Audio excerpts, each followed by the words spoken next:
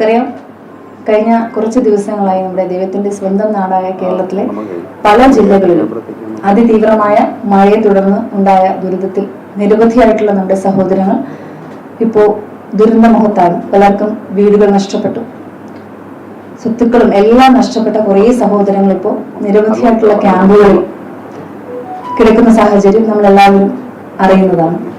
തീർച്ചയായിട്ടും അവർക്കെല്ലാം ഒരു കൈത്താങ്ങാകുക എന്നുള്ളത് നമ്മുടെ എല്ലാവരുടെയും ഒരു റെസ്പോൺസിബിലിറ്റി തന്നെയാണ്.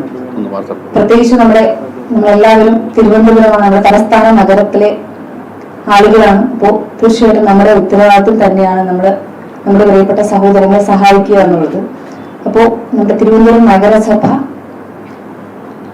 ആ സഹോദരങ്ങൾക്കെല്ലാം തന്നെ ഒരു കൈത്താങ്ങാകുവാൻ വേണ്ടി തീരുമാനിച്ചിരിക്കുകയാണ്. അതിന് മുന്നോടിയായിട്ട് നമ്മളിവിടെ ഒരു കളക്ഷൻ ക്യാമ്പയിൻ നടത്തുവാനായിട്ട് തീരുമാനിച്ചു. ഇന്നലെ അതിന്റെ പ്രാരംഭ നടപടി എന്ന രീതിയിൽ നമ്മൾ മീറ്റിങ്ങുകൾ കണ്ടക്ട് ചെയ്തിട്ടുണ്ടായിരുന്നു. ആദ്യം നമ്മൾ എല്ലാ കൗൺസിലർമാരെയും അറിയിച്ച് ഒരു മീറ്റിംഗ് കണ്ടക്ട് ചെയ്തിട്ടുണ്ടായിരുന്നു.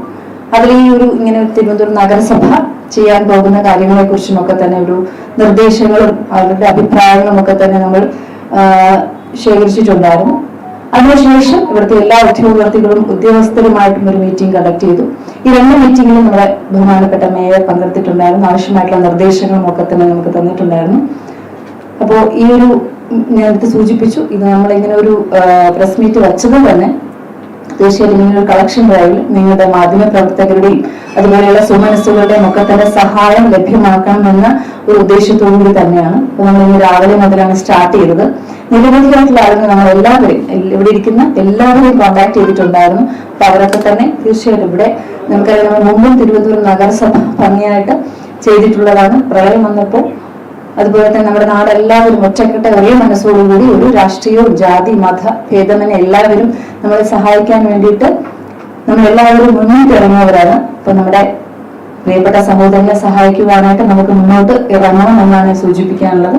ഇപ്പൊ ഞാൻ ഇന്നലെ നമ്മുടെ തിരുവനന്തപുരം നഗരസഭയിലെ കൗൺസിലർമാരും മേയറും ഞാനും ഒക്കെ തന്നെ ഇവിടെ ചെയർമാൻമാരും ഒക്കെ തന്നെ നമ്മുടെ പേജിൽ ഒക്കെ തന്നെ ഇട്ടിട്ടുണ്ടായിരുന്നു. നമുക്ക് എന്താണ് അവശ്യ സാധനങ്ങൾ എന്നുള്ളതിന്റെ ലിസ്റ്റ് നമ്മൾ ഇട്ടിട്ടുണ്ടായിരുന്നു.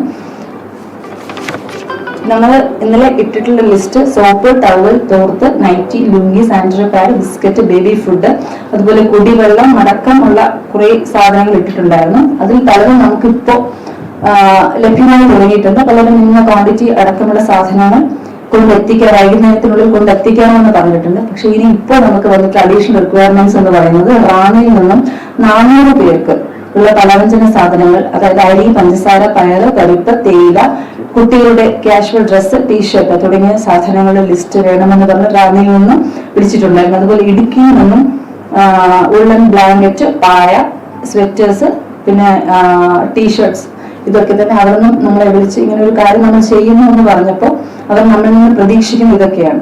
അപ്പൊ തീർച്ചയായിട്ടും ഇതിന് നിങ്ങളുടെ എല്ലാവരുടെയും സഹായം വേണമെന്ന് സൂചിപ്പിക്കുന്നതിന് വേണ്ടിയിട്ടാണ് ഞങ്ങൾ ഇന്നൊരു പ്രസ് മീറ്റ് വിളിച്ചത്. അപ്പോൾ എല്ലാവരുടെയും പിന്തുണ ഉണ്ടാകും. നിങ്ങൾ എല്ലാവരും മാക്സിമം നിങ്ങളാൽ കഴിയുന്ന എല്ലാവിധ മീഡിയയിലൂടെയുള്ള പബ്ലിസിറ്റിയും ഒക്കെ തന്നെ കൊടുക്കുക. മാക്സിമം സഹായം നമുക്ക് ലഭ്യമാക്കണമെന്ന് സൂചിപ്പിക്കാൻ വേണ്ടിയിട്ടാണ് ഇങ്ങനൊരു മീറ്റ് ഇവിടെ നടത്തിയത്. Thank you.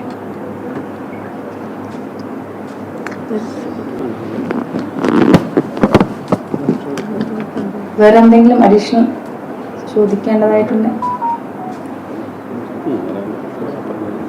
ബാക്കി സെക്രട്ടറി സംസാരിക്കുന്നതായിരിക്കും.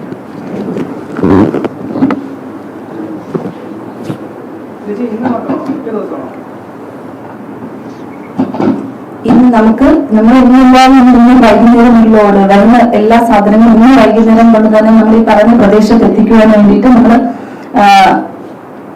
അതിനുള്ളതാണ് ഇപ്പോൾ നടന്നുകൊണ്ടിരിക്കുന്നത്. ബാക്കി ഞാൻ നേരത്തെ സൂചിപ്പിച്ച പോലെ ബാക്കി റിക്വയർമെന്റ്സ് എവിടെ നിന്നാണ് വരുന്നത് അത് അനുസരിച്ച് നമ്മൾ ബാക്കി ഇത് കണ്ടിന്യൂ ചെയ്ത് പോകുന്നതായിരിക്കും. ഇപ്പൊ നമ്മൾ അറിയാൻ സാധിച്ച പല ക്യാമ്പുകളും 2-3 ദിവസത്തിനകം ചിലപ്പോൾ റെയിൻഡ് ചെയ്യാൻ സാധ്യതയുണ്ട്. അങ്ങനെയാണെങ്കിൽ ഇതെല്ലാം ക്യാമ്പുകൾ കണ്ടിന്യൂ ചെയ്ത് പോകുന്നത് തീർച്ചയായിട്ടും തിരുവനന്തപുരം നഗരസഭ അവരോടൊപ്പം അവരോടായി നമ്മൾ എല്ലാവരും ഒറ്റക്കെട്ടായിട്ട് ഉണ്ടാകുമെന്നാണ് സൂചിപ്പിക്കാനുള്ളത്.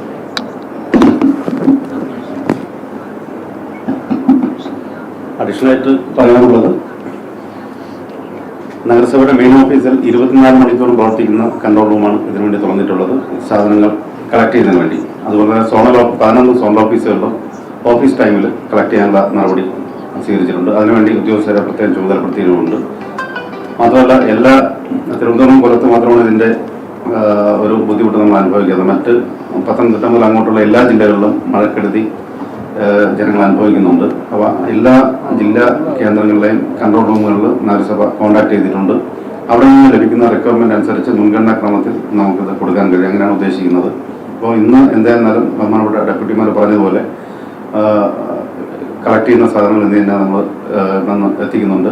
വരും ദിവസങ്ങളിലും അതിൻ്റെ റിക്വയർമെന്റ് അനുസരിച്ച് ഇത് നീട്ടണോ വേണ്ടേ എന്നുള്ള കാര്യം നമുക്ക് ആലോചിക്കാവുന്നതാണ്. അത്തരം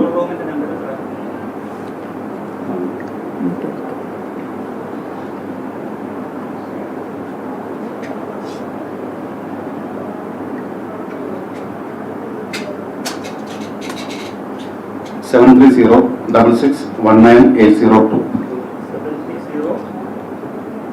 661980.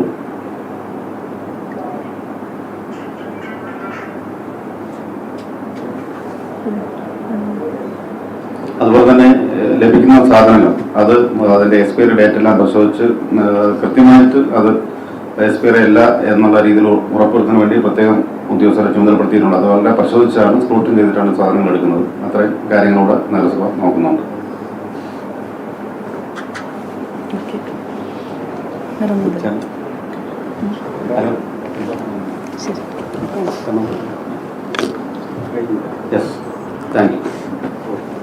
നേരത്തെ ഞാൻ പറഞ്ഞ പോലെ നിങ്ങളുടെ എല്ലാവരുടെയും സഹകരണം ഇതിൽ ഞങ്ങൾ പ്രതീക്ഷിക്കുകയാണ്.